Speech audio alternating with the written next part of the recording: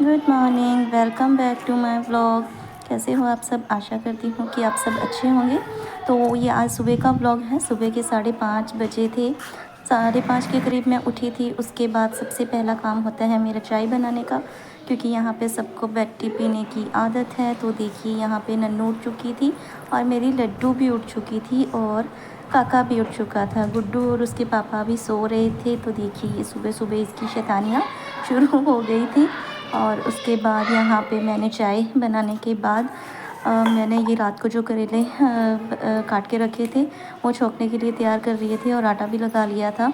यहाँ पे नन्नू है जो वो चाय नहीं पीती है सुबह सुबह, और बाकी जो गुड्डू और काका है वो लोग चाय पीते हैं और चाय के साथ उनको बिस्किट भी चाहिए होते हैं।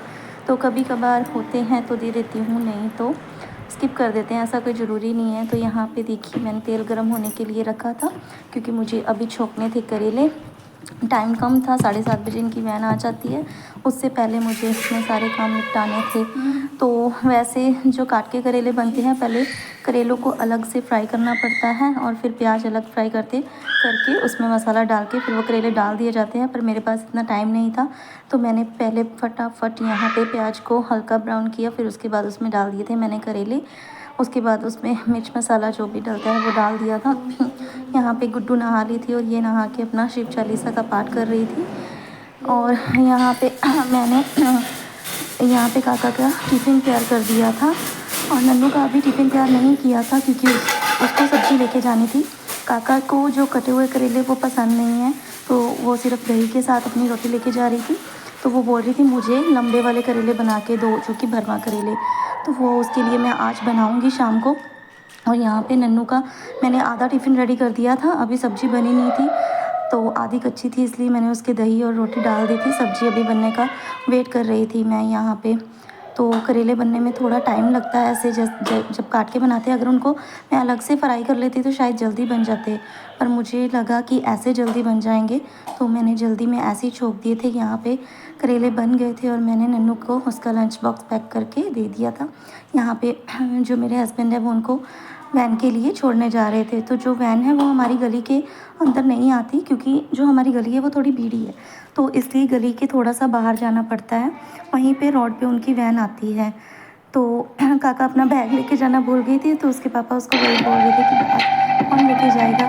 तो उनके जाने के बाद मैंने चलाई अपने रेडियो पर भजन और उसके बाद स्टार्ट कर दिया था मैंने अपना काम।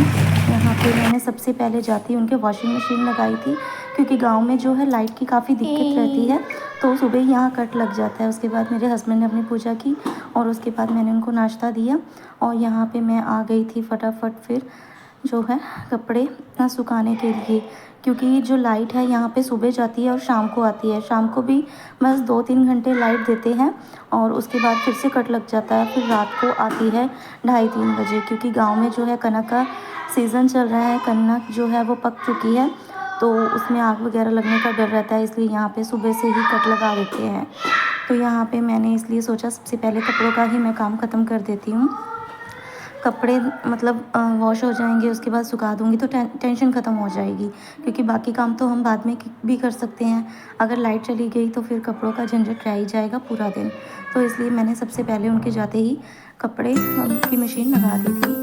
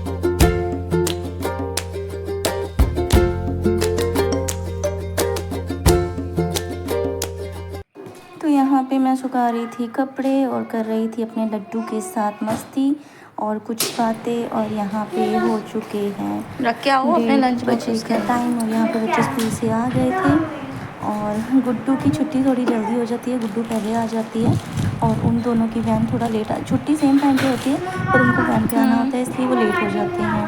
तो सारा दिन तंग करते तू हैं?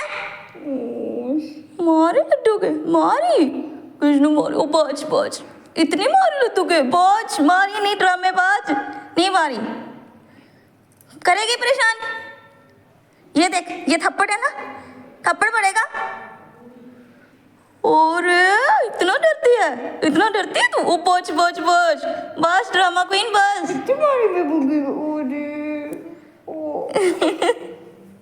देखो इसके ड्रामे तो इसी के साथ ड्रामा क्वीन के ड्रामे मैं यहीं पे एंड गंदी करती हूँ। बच्ची। मेरा आज का ब्लॉग आपको कैसा लगा कमेंट करके ज़रूर बताइएगा। Thank you.